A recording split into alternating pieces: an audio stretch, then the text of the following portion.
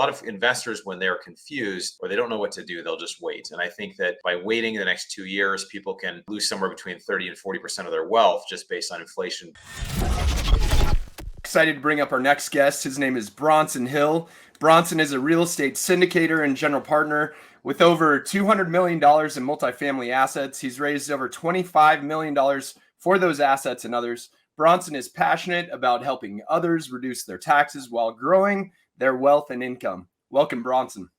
Hey guys, really excited to be here. Love talking about real estate, hacking, and inflation and all things investing. So let's do it. Yeah, you were in Houston. It's probably about a month ago, weren't you? And I saw it was an event that I was just probably tired, and so I didn't go to. And then I saw a picture. I was like, oh man, would have been good. Yeah. I spoke at a meetup in Houston. My friends Cody Laughlin and Brian Alfaro do a meetup in Houston, so I went out for that. It was fun.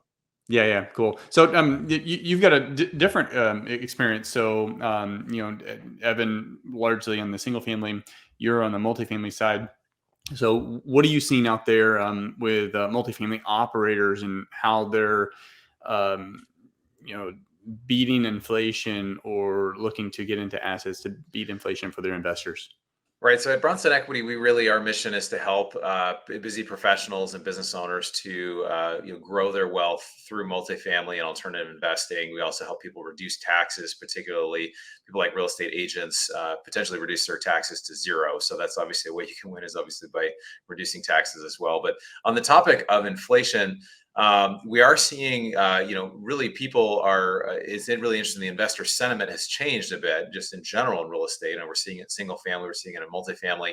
But I think it's an awesome time right now to get into multifamily, because if you look at the single family housing space, the interest rate going from a 3% to a 7% 30-year mortgage, that's a 41% increase in the payment for individuals to buy houses. So it's getting harder to buy houses, everybody knows. So where do these people go? If you have to live somewhere, typically people can't, qualify, or they don't want to buy a house right now. So we're seeing just, multifamily continuing to be super hot, particularly in areas where we're buying in, like Jacksonville, Florida.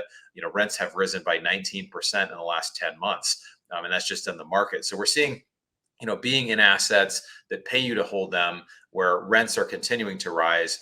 And then there's some things that we try to do in those deals to try to create a margin of safety. If rates continue to rise, we feel like it's an awesome place to be. So, there's been almost a who's going to blink first between owner operators and buyers and sellers with multifamily. We just exited a property that after 14 months, it was a 5-year plan. We got out in 14 months. It's purely tailwind with the markets, but I'll take it. Multifamily owners who were thinking of selling and didn't quite get into that window. Now the dynamics, they've changed. The winds have changed. How are those conversations going? That for at least the ones that you're a part of. When you're looking to buy new assets, how's the conversation going with the brokers and with the owners, the sellers? Yeah, so this is a bit of a standoff, right? When you have, between buyers and sellers, when you have something like this that's happened where the environment has really changed, and we're both buyers and sellers. We're selling properties and we're also buying properties. But it's funny, as a seller, you just have this thing, hey, this was worth, this amount 6 months ago. So it must be something similar to what it was worth, right? But things have really changed. The game has really changed. And so we're seeing a lot of sellers that can hold, will hold. Now, one challenge is that a lot of debt that's out there, 85% of large multifamily debt is in bridge debt. So a lot of people have 2 to 4 year bridge debt and they have to sell. And so we're seeing that, if people have to sell, they've got to take less. And we're even having to take less on some stuff. But we've already made a lot of money because of this run up. So a lot of times what's happened, at least the last couple of deals we've done, is that, the word retrade is a bad word in the multifamily space. It means basically when you're getting ready to close or closer to close, you basically say, hey, we want to pay a little bit less. And so sometimes because of loans or other reasons, it makes sense to drop the price by $1 million or a couple $1 million at the end. And so sellers don't like to take that, but we're kind of accounting for that when we're getting ready to sell our properties as well, that a lot of sellers, or buyers will want to have a bit of a discount at the register. So we're seeing that. Yeah, and I mean the fundamentals have changed. I mean, ultimately, so single family and multifamily, the valuations are completely different. With Right. single family, it's pretty easy to pull comps, but multifamily it's a little different because it's all dependent on the NOI, the income that it's generating, and then there's really no true comp. It's just you're not necessarily going to comp it like you would a single family property. So although you're valuing it on the NOI, debt service is still very important. And when the cost of that debt has gone up quite a bit over the past few months, that affects the returns. And it's going to affect the returns that the investors want for the buyers investors want, which therefore is going to affect their valuation, their offer, and sellers are going to have to that's where the gap has widened. But do you see that coming together a little bit more? Because there was a couple months where I was used to seeing like multiple deals come across my desk, and then it was just kind of like crickets. And then actually, as of the past week, I got two really good ones. Like I was like, these two actually Yeah. look really good. So what are you Right. seeing? No, it has changed. It's changed both from investor sentiment of people that are interested in investing in deals. It's changed the number of deals that are out there. It's getting harder to do deals because less people are willing to give you money to do deals. And then secondly, you're having to raise sometimes twice as much to be able to close on that deal because the loan to values have changed. So it's getting 4 times as hard to do deals. Now, I will say this, the type of deal you look at, and like you said, you had a couple deals that looked really good. There are some great looking deals that are coming out. So if you're paying attention, if you're really looking, there's some awesome deals. Now, the things that I kind of stay away from right now, for me, for large multifamily, is brand new Class A construction. The reason why is because, like in where I live in Pasadena, California, rents are $4,200 for a 2-bedroom. If there's a recession, if we have some issues, people in Class A typically move down to Class B or C. So what we look for is like Warren Buffett talks about this, great investor. If you study his quotes, he says we look for a margin of safety. What that means is that if things don't go well, how are you doing? How are you managing things? And is there some sort of kind of fallback plan? So what we do is we always do value add kind of stuff. So the stuff we're looking at in Jacksonville, $1,000 current rent, class, C plus apartments.